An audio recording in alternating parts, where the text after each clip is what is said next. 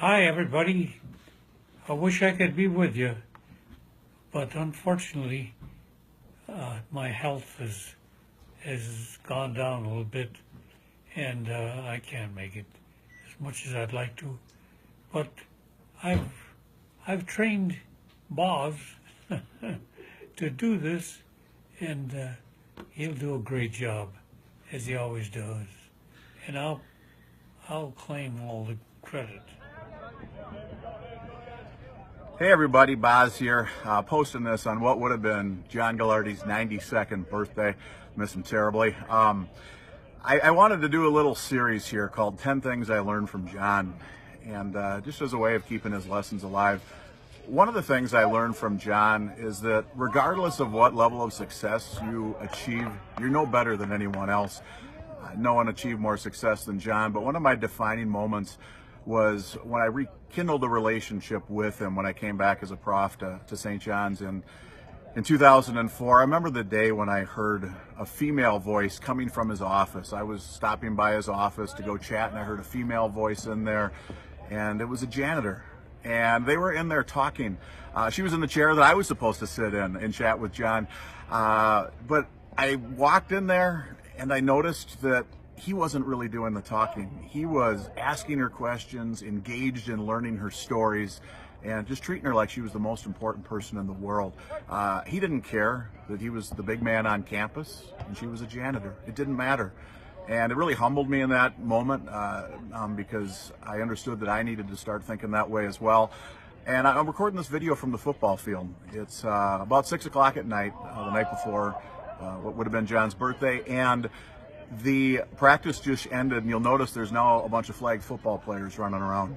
I think if you went to almost every other football field across the country right now, it would be empty. No one would be allowed to use it because it would be reserved for the varsity team. But John always was like, no, we want people to use our facilities. And that was just another example of the things he did, that he didn't want to feel like the football team was elite or better than anyone else. So I've learned a lot from that, and I just encourage you. A lot of you watching this might have experienced a lot of success, but who are the people that you encounter who maybe in the world's eyes would not be as important as you? You got to treat them, however, like they're your equal, regardless of who they are. I learned that from John, and I think we can all carry that lesson forward. I'll see you tomorrow for another lesson. Thanks, everybody. Hey, everybody. Boz here, coming to you on what would have been John Gagliardi's 92nd birthday. Really wish he could be here. Love to celebrate with him, just wish him a happy birthday, but he's not. We just got to kind of keep pushing forward with his lessons. And the second lesson I want to share with you is that when you treat other people well and invest in others, good things will happen. And you don't treat other people well and invest in them so that good things will happen. That's not what we're saying, but it's just amazing when you treat other people well and invest in them that good things will happen. And sometimes that'll happen by those people will pass that forward. You know, John Gagliardi coached 3,000 players, and those people are all, and he treated them so well, and then those players are all now out in the world doing great things. But also, sometimes good things come back to you. Like when I went on this book project where I was doing research on John, and I wanted to send a letter out to all of his living former players. I went to the mail center and just asked for their help, maybe, sending out these letters. They dropped everything. And it wasn't because, John's success on the football field. I mean, that was part of it, of course, right? But it was because every time he interacted with the folks at the mail center, he treated them so well, and they shared stories with me about that, about how much interest that he showed in them. And so they just loved the opportunity to give back to him a little bit by just helping out with my project and research. Also there's a big domed facility on campus that just got opened up a couple of years ago. It's gorgeous, Gagliardi Field. And it's interesting that the big three donors on that one, none of the three were like four-year football players for John. A couple of them didn't play football at all. One of them's not even a Johnny. One of them only played football for 1 year. But they were people that got to know John when they were younger, before they'd experienced success. And then when they got older and had some success and had the opportunity to honor him, they wanted to. And one of those is sitting with me here today, actually, Bill Sexton. So, Bill, why did you decide to honor John the way that you did? John, to me, was St. John's, the epitome of a great coach and a great man who took an interest in not only you, but your friends and whoever was around you. He just was a quality human being. So you heard it right from the man, Bill Sexton, right there about why he decided to honor John. So I just wanted to throw that all out to you.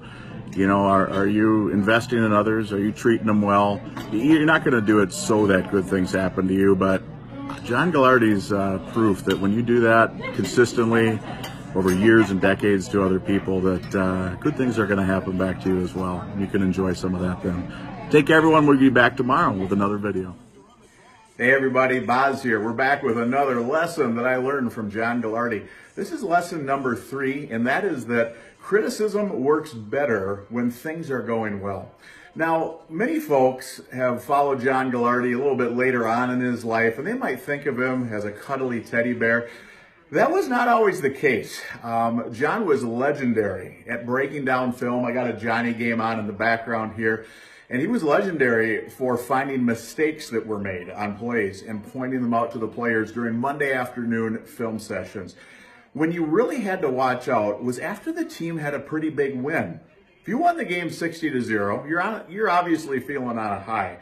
You would go to the film session and John would find little things that you did wrong that he knew against a better team would cause the Johnnies to lose, and he would really focus on those errors at that point in time. Now, conversely, if the team got beat, John was not as hard on us. And if you ever got crushed, John had a famous story that many people have relayed to me. He would walk up to the front of the room before the films would start. The players would be all nervous, and John would look out at the team and say, you know, this weekend after that loss, I went home and I got sick. And I looked down in the toilet, and you know what I didn't do? I didn't poke through it. I just flushed it down. And that's what this game is like. We're just going to flush this film down the toilet. We're not going to watch it. Let's put on a national championship game to watch instead. And the guys would all start laughing and everything. But what John realized is when the guys looked at the scoreboard and saw that they lost and perhaps lost badly, didn't happen often, but if they saw it, they knew they performed poorly. They didn't need to be kicked when they were down. Certainly, John would go back and review those films and watch the mistakes and make any corrections that were needed, but he didn't put the players through that again. And I think we can apply this to our own life, whether that's with our kids or people that work for us, that when they make mistakes, and especially when they recognize those mistakes, that we don't need to kick them when they're down. We don't need to remind them about that. That might be actually the time that we need to show them some grace and focus on the positives and maybe show a way that it could have been done instead. I think that's something that, I've learned in my own life, and I've tried to apply, and I think we can all just try to do that a little bit more so going forward. So that's today's lesson about what I learned from John Gagliardi. I'll be back tomorrow with another one. Thanks, everybody. Hey, everybody, it's Boz. We're here with the 4th lesson that I learned from John Gagliardi. And this lesson is that there's no substitute for hard work, and it's easy to work hard when you love what you do. I'm sitting right now in John and Peggy's home, and I still remember the first time that I visited their home. It was back in April of 2012. Came by at about 6:30 on a Thursday night. And most people on a beautiful April evening are probably doing something other than watching football. But when I came over that night, there was a football game on in the background, just like there is right now. John didn't have a lot of time to watch football during the season, so he taped a game from during the season and was watching it that night to try to see if there's anything that he could figure out that he could use to help him in his coaching at St. John's. And that was just an example. John loved what he did. It kind of became his hobby, football did. And as a result, he was able just to work so hard at it and enjoy it. I would get in the morning, and in the athletic facility, he was always the first one in, the last one to leave, would go home and have dinner with his family, and then get right back to work watching football after that. In the summers, a lot of other people are taking a lot of time off. John, you could find him in the office watching film. So I think that was one of his most underrated qualities, was his work ethic. People talk about so many other things, but no one outworked John Gagliardi, especially watching a ton of film. And I think we can just all apply that to our own lives. Think about your work that you're doing right now, And when you get off the clock, if you don't even think about work, if you don't want to think about work, that might be a sign that it's not something that you love doing. And if you want to have tremendous success at it, that might not be the field that you're going to be able to experience that in. I know myself, being a prof, when I'm off work, I still think about it, think about lesson plans. Maybe I'm kind of dorky, look at financial statements and think about what I might be doing. So I've kind of, I think, stumbled into it myself. But I think that's something that we can all just think on. We got to love what we do, and then we got to put in the time. No substitute for hard work. We outwork other people, and we're going to be more successful than them too. I mean, John worked smart. He worked hard. He worked smart, and when he did that together, he was just unstoppable. So that's what I got. That's your lesson for today. We'll see you tomorrow for lesson number 5. Hey everybody, it's Boz. Well, the 5th thing that I learned from John Gagliardi is that empowerment creates ownership, and it pays off in the long run. I think this is one of John's underrated qualities, the way that he empowered his players and how that provided them benefits really for their entire life. John was very famous for his hands-off approach with his players, and simple things. He didn't require us to lift weights. He didn't require us to run, but we did those on our own, and we pushed ourselves and each other very hard, knowing that if we wanted to play, we probably should do that. We probably pushed each other harder than if a coach had made us do that. Another example that I like to share, right now I'm standing on the practice field, or right now it's the soccer field. It used to be the practice field for the defense. Where Gagliardi Dome is behind me was the practice field for the offense. My freshman year, I came in as a defensive lineman, and I knew that John Gagliardi had a policy of no tackling in practice and no throwing people to the ground. But at the end of one of my first plays, I got carried away and I threw an offensive lineman down to the ground. You know, I was actually kind of proud of myself, because I wanted people to know that this defensive lineman from Stillwater was to be taken seriously. Well, it wasn't before a couple seconds had gone by when a senior defensive back ran up, grabbed me right here and said, "Boss, that's not the way we do things around here." And then he galloped off. Well, I was pretty scared that I'd just ticked off one of the senior leaders, so I immediately picked up the offensive lineman off the ground, said I was sorry, never did that again. And I also corrected other people when I saw them doing something in practice that John wouldn't have wanted us to do. Now, that senior defensive back turned out to be Dennis McDonough, who went on to be Obama's chief of staff for his entire second term. But it wasn't just future chiefs of staff who would be empowered to take these actions. Whenever I was messing up around campus, my friends were the senior leaders. They were empowered by John to correct our behavior, and then we did that when we became seniors. You see, we didn't wait for John to step in, just like Dennis didn't wait for John to step in and correct me. We just did it. I think we can really apply this to our own lives and empower those around us. Maybe our kid wants to help out with cooking dinner. It's probably not going to turn out very well the first time, but if we empower them to help out with that, they're going to gain some confidence and they're going to work to get better over time. Maybe our spouse wants to help out in an area around the house they normally don't help out in. Might not work out the same as if we did it ourselves, but it's going to get better over time as they take ownership. Maybe you're a coach, maybe you're a teacher, and your students or players have an idea of how they want to do something.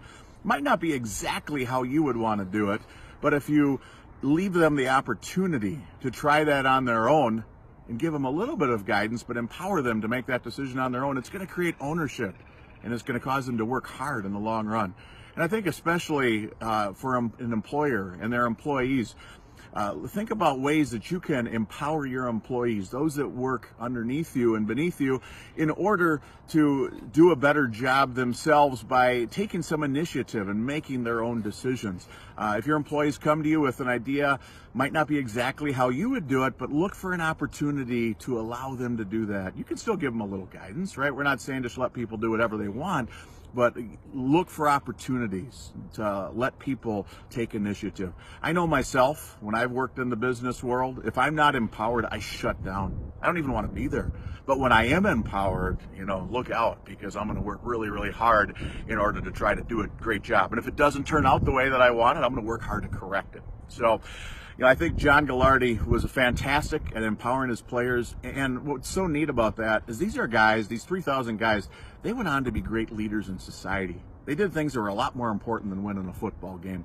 And a lot of them will credit John Gagliardi for helping them in that development. So that's today's lesson. Hope you enjoyed it. We'll see you back tomorrow for lesson number 6. Hey everybody, it's Boz, and we are up to the 6th thing that I learned from John Gagliardi. And that thing is that you will win over others by being a genuine listener. I like to say if there is one thing that I could take from John Gagliardi, one trait and just have it, it would be how interested he was in listening to other people and learning about them.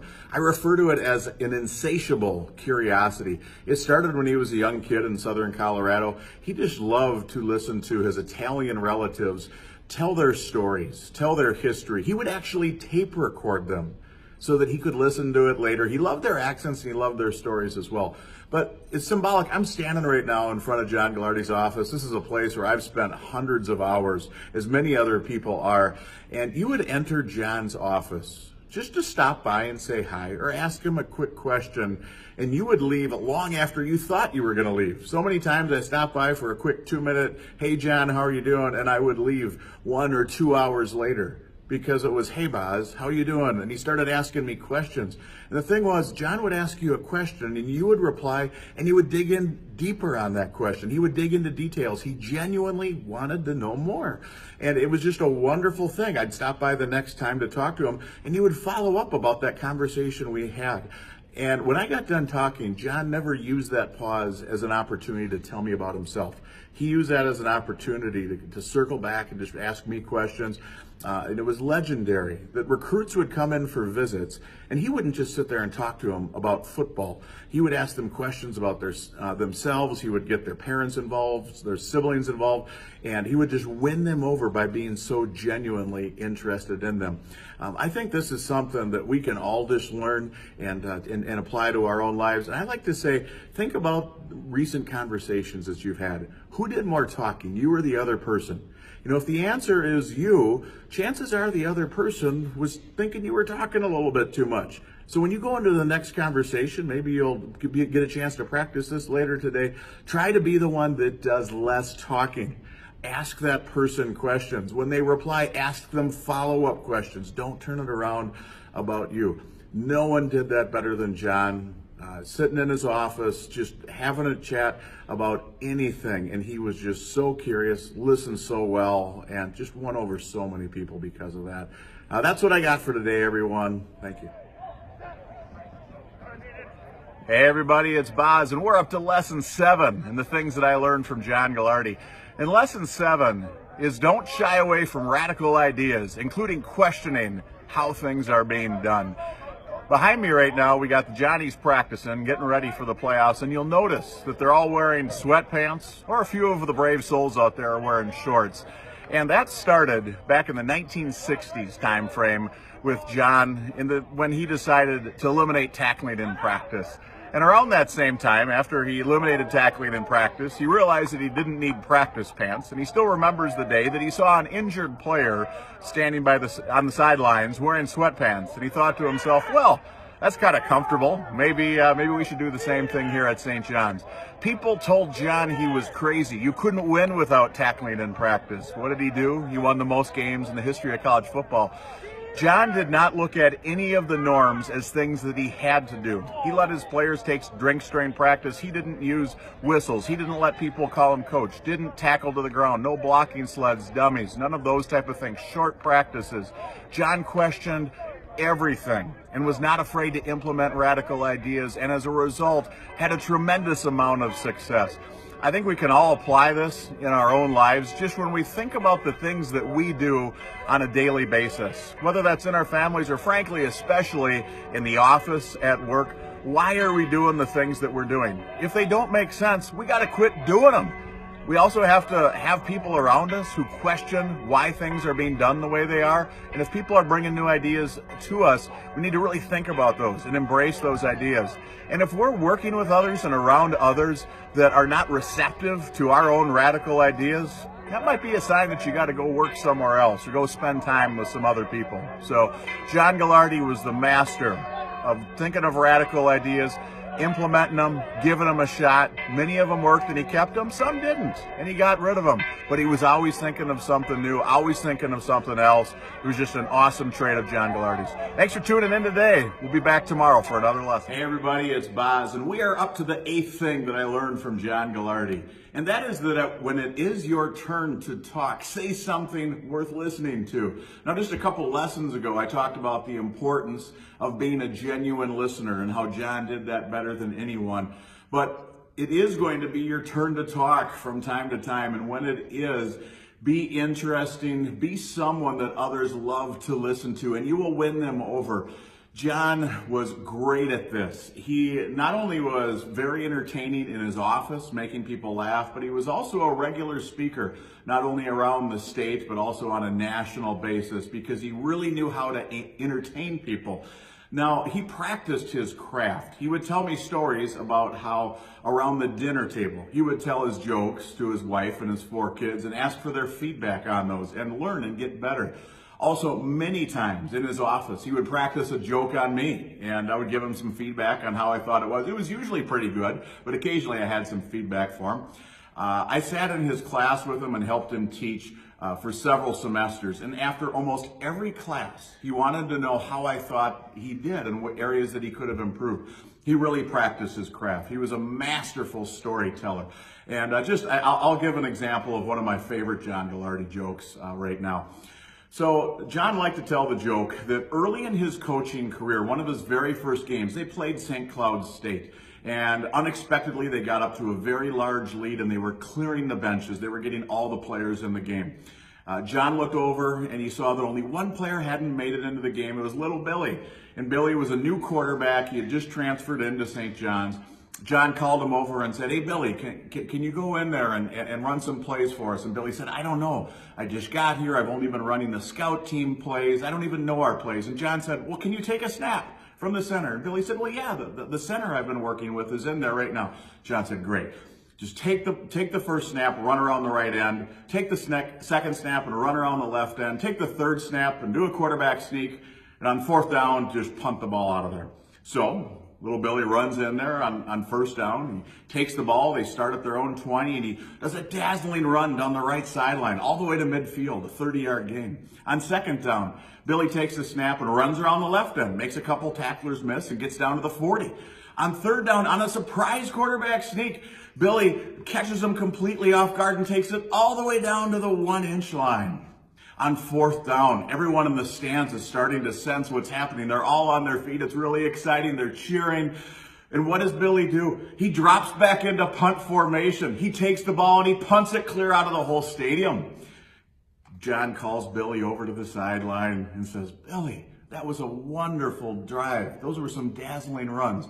But what were you thinking about on that 4th down?" Billy looks up at John and shakes his head and says, "All I could think about is what a dumb coach St. John's hired."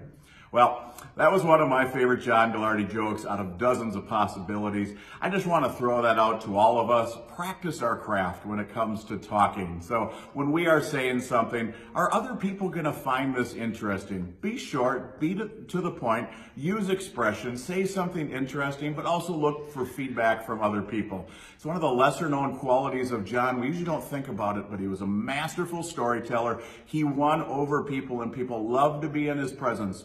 He listened to them, but when it was his turn to talk, man, he entertained them. So that's what I got for today. We'll be back tomorrow. See you, everybody. Maddie, have a good one. Take care. Take care. Have a good one. Jaden, take care. Cam, take care, man. Lucas, we'll see you. Thanks, boss. Have a good weekend. Thank you, man.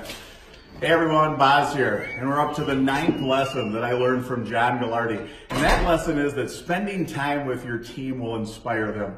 I just got done teaching my accounting class, and every day when my class leaves, I shake their hand and I wish them a good day. I got that idea from John Gagliardi. He did it once with his football team. Before every game, all the players, all 150, 180, however many there were, would be doing calisthenics before the game. John would walk around, shake everyone's hand, and say, "Let's have a great game." And then when he taught his class, the theory of coaching football, it later became leadership lessons. He would stand at the door at the end of class every day, and he would shake everyone's hand and tell them to have a great day, and just tell them, I hope you enjoyed class today. That's something I picked up from John, is just shaking hands with my students every day when they leave. And what it really does is it causes the person to be recognized. It causes the person to be valued. When John coached football and he shook our hands, it fired us up. It made us want to go out and play. It made us want to go out and win the game that the great John Gagliardi, wanted to shake our hands. So that's an example of how I apply it in my own life. I just encourage you, do you greet the people in your own life? That could be just around your family. Hopefully you're doing it there. But think about the workplace. If you're a manager, get out of your office, go walk around those cubes go walk around those cubes. It doesn't have to be every day, but maybe you're doing it once a week on a Friday. Just shaking hands with people, telling them thanks for coming in, thanks for doing a great job. John Gagliardi spent time with his team. He noticed people individually. It inspired them to go on and do great things. That's what I got for today. We'll be back tomorrow. Thanks, everyone. Hey everybody, it's Boz, and I'm up to the 10th thing that I learned from John Gagliardi, and that is true greatness can be achieved when we sustain the effort.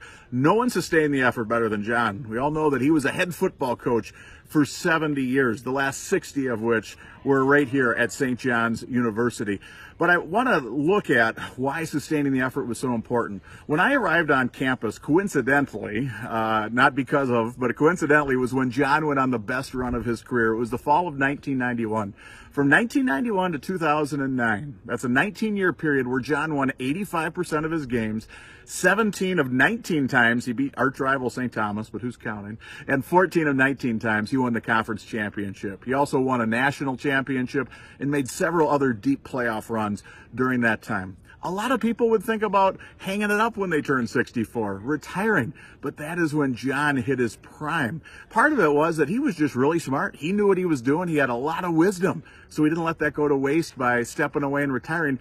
But part of it was he had built up such a strong tradition at St. John's by that point in time, and such a strong reputation that people wanted to be part of it.